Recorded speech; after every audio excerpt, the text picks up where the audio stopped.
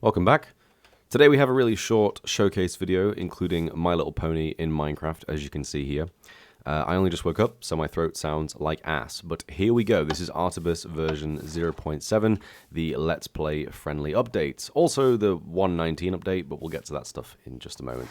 So in the last update of Celeste, there was a glitch where if you broke vines with your fist, they would just drop as though you had Silk Touch, which was really annoying.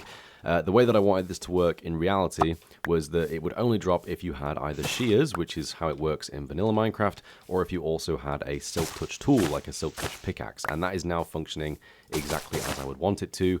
I don't understand quite why it was doing that, if I'm honest. It doesn't really make any sense. The loot table was formatted in a way that should have been working correctly, but wasn't. So in order to fix this, all I did was simply copy and paste the cobweb loot table, which does function like how I wanted vines to function with, using shears and also being able to use Silk Touch, and simply put that on for the vines instead.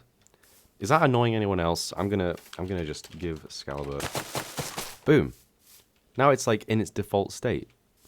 I can ditch this recording and just try again in a minute. Yay.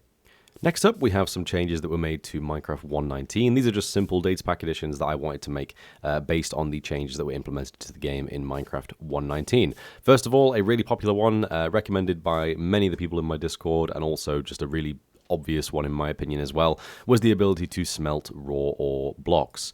Not a fan of the fact that these are called raw ore. I don't understand why it's called raw ore. It just sounds really weird to me, like raw ore. I don't know, maybe that works way better in a different language, but in English it just sounds kind of dumb. Like you have this raw ore, just ore, very raw. You can smelt these things now. So if I get myself a block of iron, and also a block of gold, you can see I can put raw iron block in a furnace, and it's going to take a fucking long time and smelt into a block of iron. And I can also put gold into a blast furnace, and it's going to take slightly less time and smelt into a block of gold.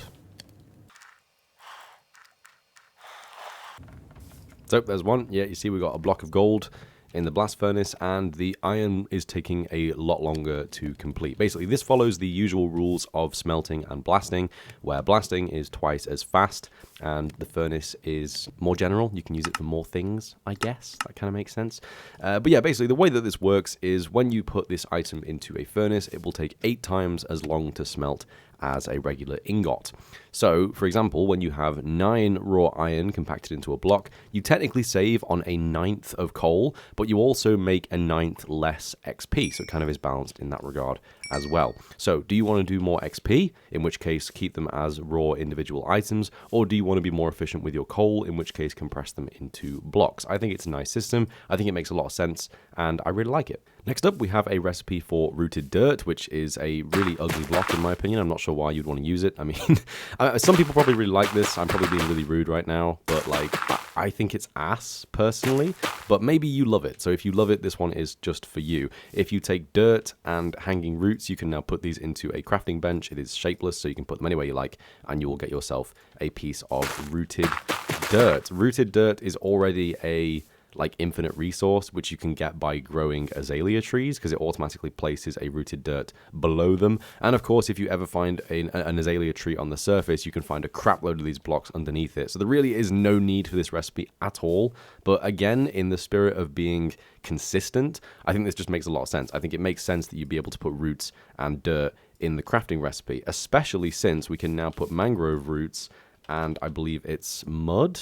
Wait, no, that's muddy mangrove roots. We got mud. I think you can put these in here, and yeah, you get mud and mangrove roots, and you get muddy mangrove roots. So why can't we do dirt and roots and get dirty roots, Next up, we have a very simple change, which is just, again, consistency for the sake of versions. A lot of you will know there is a feature in Artibus. Have I been saying Celeste this entire time? I don't even remember. I might have been saying Celeste, never mind.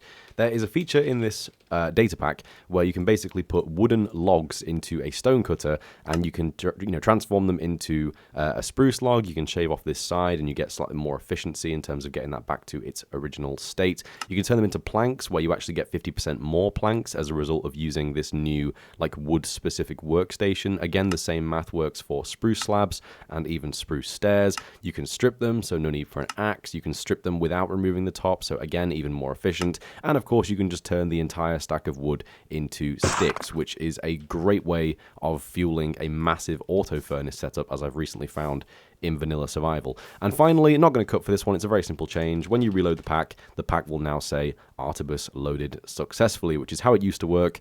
I used to have a fancy system where it was like Artibus installed when you first ever put the pack in, and then it would say Artibus loaded after that. But I don't really see a need for that. It's overly complicated. There's no need for it. This already means that the pack now has a single load file. And since it does have a load file, there is now also a deaths scoreboard, which will automatically get set to the list as soon as you enable the data pack. Whenever I've played on a single-player survival server or a multiplayer survival server, a death scoreboard is always something really fun to keep track of. I think everyone does a death scoreboard at this point, so just a really simple feature to have in the pack. Anyway, so that was Artibus version 0.7. Let me know what you think in the comments below, because I think it's pretty sick. And yeah, I mean, I'm never going to use this for anything. The name of the update is like completely misleading, right? Right?